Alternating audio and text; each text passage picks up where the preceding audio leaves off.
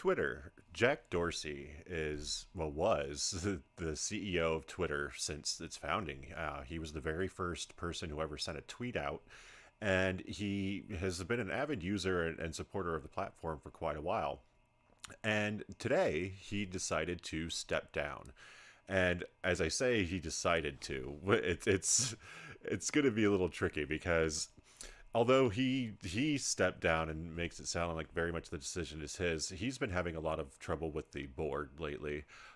His views have always been a little bit different than theirs. He's a bit more libertarian. They're a bit more liberal. If you don't know what a libertarian is, it's basically a conservative but a little bit more moderate. I probably fit into that category. I'm a moderate conservative myself, and I've also been a user of Twitter for a very long time, but I am currently banned from the platform as well. I am one of many people who's been suspended or banned from different social media platforms. Twitter's the only one I'm actually banned from. All the rest of them, I've been suspended here and there, but that's pretty much it. Uh, but Twitter has always been kind of the wild, wild west. There's been a lot of things that have gone on Twitter, and it's interesting to watch how all of this plays out because Jack Dorsey was probably one of the only people who was keeping Twitter as fair as it possibly could be, and Twitter was never really a fair place. Twitter was always very much left leaning in all of their moderation and all of their well, pretty much everything that they did, all of their choices that they would make. And it looks like this is just going to get a little bit worse as time goes on. Uh, when I say that I'm conservative, mostly what I believe in is freedom of speech. That's one of my biggest things, the freedom of speech and media and all of that. And Twitter has always been kind of, well, they've censored quite a bit. They've censored people all the time. There's a lot of banning and a lot of reporting and all sorts of stuff that goes on Twitter. And I mean, as a whole, the company itself has not really done that well over the last decade. When you look at it, here, we'll pull up their charts real quick. Here's Twitter's price chart for the last, well, about decade almost, give or take, since they went public on the New York Stock Exchange. You can see where it's basically now where it was back in the 2010s. And then you have a company like Facebook, which went public around the same time, and you see it's got almost an 800% increase on the return for investors. And this is because there's very different strategies going on between what Facebook is doing and what Twitter's done over the years. With Facebook, you could see exactly what Mark Zuckerberg has been doing even before they called everything Meta. I have a whole video you can check on my profile about the metaverse and how all of that's going to work out. But with Twitter, or sorry, with Facebook or Meta, what Zuckerberg was doing was he was buying a lot of different companies that basically supplemented what was going on. He focused on a lot of the competing apps like WhatsApp, which he bought, which was competing with Facebook Messenger, and then Instagram, which was taking away a lot of the visual social elements. And they've integrated all of that into one platform. They've got all the technology so that the ads from a brand perspective all go through one platform. Your messaging is going to be together soon with the encryption. All sorts of things have been going on there in VR now with Oculus, and they're pushing to make this metaverse basically, which is going to essentially save that company. It's going to make them just like AOL tried to do before they got gobbled up by Time Warner and all sorts of other things happened. But Facebook has a great plan moving forward. Twitter, on the other hand, has really fumbled a lot of things since they've gone public. It started off as a microblogging site. It was all about 120 characters, or 140 characters, I think is what it was, or 120 for the tweets, I guess, and 140 for the profile. It's been a minute since they changed everything to 280 or whatever it's at now. But initially, it was just like a texting site, SMS site, so that you did short form sentences here and there. You had all of these link shorteners that would help you, like Bitly and all that kind of stuff came out of Twitter, and hashtags, all sorts of stuff came out of there. And the problem was when they tried to expand everything, they didn't really know what to do. They knew how to get their data, like the majority of the revenue, I want to say it's like, well, 50% of the revenue from Twitter, more than that actually, comes from the data. They license their data to other companies, which is, you know, when you turn on the TV, you see Twitter there, any major mainstream media outlet, they're doing news articles about Twitter. They have reporters where Twitter is just their beat, basically. And besides that, they've really failed at everything else. They've been chasing social media. They've done things like, if you remember, there was Vine, where Jake Paul and Logan Paul came out of, and a lot of others, where they tried to do short form video, and then they also had Periscope, which was basically the same thing. They were going to try to compete with Instagram Live, with TikTok, and all of the stuff that's going on, and all of these things just failed, and Twitter just continued to not grow. But they do still have, I mean, everybody who's ever been on Twitter, unless you're somebody like me whose accounts have been deleted and been censored, if you've ever been on there, they've got the entirety of Twitter on there for the last 15 years worth of Twitter. You can find all the tweets. They recently sold an NFT of Jack Dorsey's first tweet, and a lot of that stuff is still valuable. There's a lot of brand equity that comes out of having a Twitter following. There's a lot of brands that are on there. There's a lot of businesses that are on there. A lot of influencers use it. So there is use for Twitter. It's got a lot of great uses. The problem is it hasn't really been able to expand. All of its acquisitions, unlike Facebook, which is grown infinitesimally in comparison, all of Twitter's acquisitions were just kind of a hodgepodge. They didn't really know what they were doing, and so they weren't keeping the greatest track of what purchases they needed to make to build out the multiverse that they, or the metaverse, whatever they want to call it, for each company. And it started to get bad. I mean, they if you were on Twitter, there's probably about 4 ages of Twitter at this point. I was really active during the early 2010s, during the rise of the Arab Spring, the BART protests, the Occupy, all of the stuff that even BLM kind of started through all of that, and the hacktivist stuff with Anonymous. There was a lot going on Twitter back in the day where it was basically like an activist playground. And at the same time, brands were coming in and trying to figure out how they can monetize everything, how they can get sponsored tweets, how they can grow their engagement and do something with Twitter. And its most recent acquisitions were things like Review, which is competing with Substack to help build a newsletter. So now you can see the newsletter that's pulled into everybody's stuff. Funny enough, I'm suspended from Twitter, but I was able to get a Review account, and I'm able to still use that because I have issues with Substack also about free speech and censorship. But this is all going to lead to Web3, by the way. Blockchain and Web3 are so far the best things I've seen as ways to stop the muting and censoring of people with cancel culture that's been going on both sides. Honestly, I've seen the left and the right do it. I'm more moderate leaning, but like I definitely support a lot of the conservative stuff, and there's a lot of stuff I don't support on that side also, and there's a lot of liberal things that I support for the most part. It's the extremes on both sides that I'm not a fan of. But when you look at a lot of the stuff that Twitter's been doing, they have drawn some specific lines where you can tell that they're very left leaning.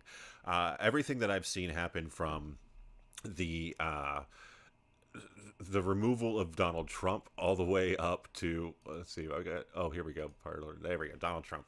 The removal of Donald Trump all the way to their Spaces. They have the Spaces Accelerator program where, just like every other time, they've completely ignored any of the conservative voices. And you see a lot of the things where, I mean, Donald Trump is not the only one. There are a lot of conservatives who have been banned from Twitter. I'm one of them. There are a lot of liberals, too, that actually have been banned. It seems to me to be a lot fewer, especially compared to when you compare the actions that both of them have taken. And today's announcement has got a lot of people kind of scared, because when you look at everything, Donald Trump himself is right now trying to get his own social media account to try to help with free speech. And then you also have Parler, which is the conservative-leaning version of Twitter, essentially. They also have Rumble, which is a conservative-leaning YouTube. And you've got, well, Callin at this point is looking like it's a conservative-leaning Clubhouse. And all of these are getting a lot of press right now because everyone's kind of scared of what's going to happen when they have the new CEO take over. The new CEO is actually the former CTO of the company up until today. This is Parag, I'm going to say his name wrong, Agrawal. And there's a couple things that are going on here. So they both announced everything on Twitter. They did a PR leak, and there was, I mean, it leaked out to CNBC a little bit earlier because they didn't know when the press release was going to go through. But once everything started going, everybody started kind of talking about everything. So you could see on my YouTube channel, I recorded a Twitter space where they basically were discussing all of the implications of all of this. And if you look through all of this, there's some interesting stuff to kind of understand about this new CEO that's coming in from Twitter. Is that one, you'll see that he doesn't really tweet that often. Last time before this, he tweeted November 10th, and you go back and he does a few things here where he's retweeting people. His next one's in August. I mean, for a CTO, the chief technology officer of this company, he's not really using his own platform very much. He's really kind of ignoring the platform itself. And when you go all the way back here to February 4th, you can see, not February 4th, we're going to keep going back here. Here it is. So January 13th, you can see where he basically is, in support of Jack Dorsey and Twitter's decision to remove Trump from the platform.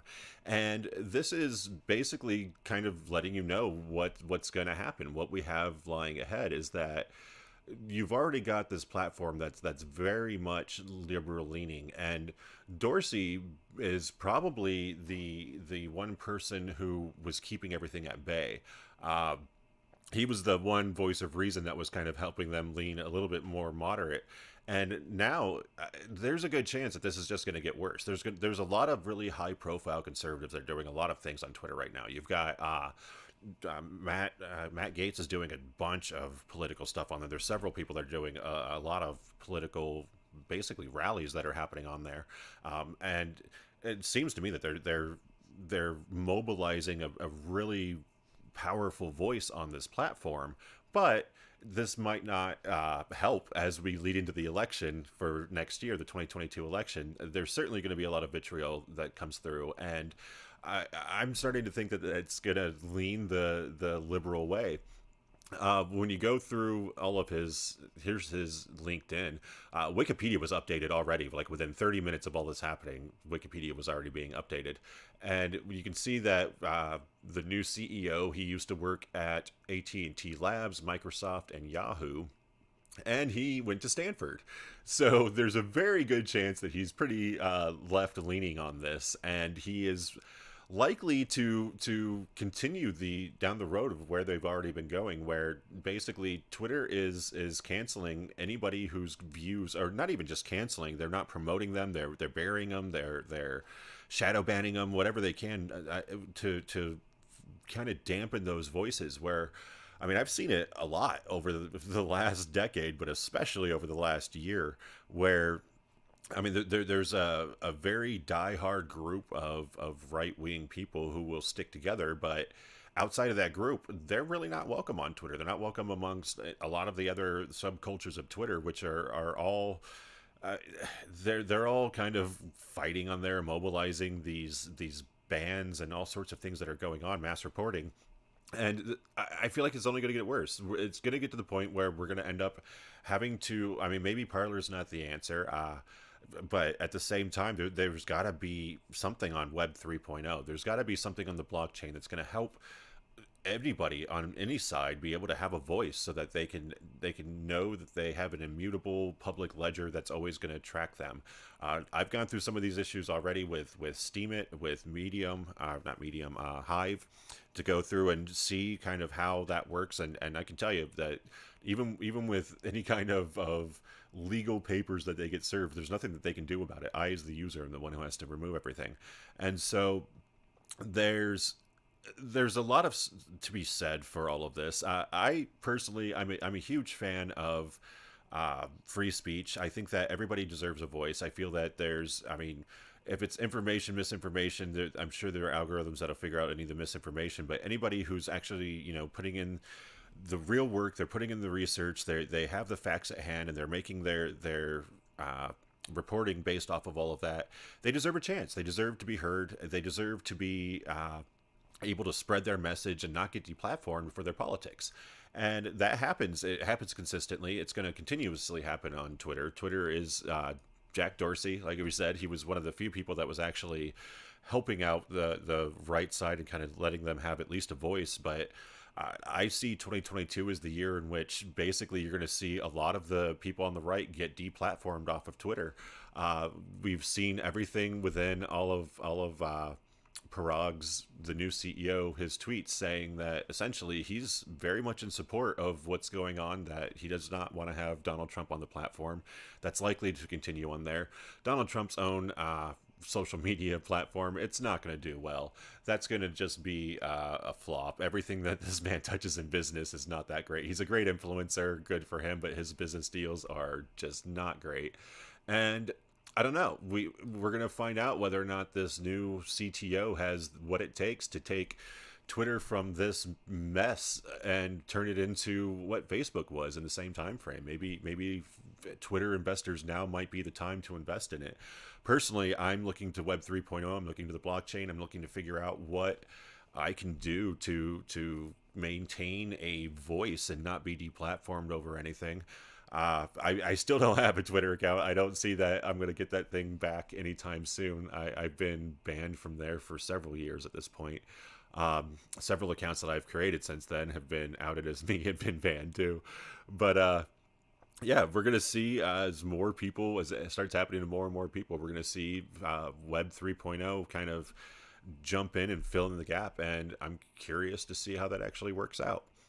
Anyway, this has been my thoughts on Twitter and the CEO Jack Dorsey's resignation, along with the new CEO, Parag Agrawal. I'm going to say that wrong a million times, and I'm sure I'll get canceled over it, but it is what it is. Uh, this is basically what's going on with these companies right now. It's going to be news for probably the rest of the week, but those are my thoughts. I hope that you have a wonderful day.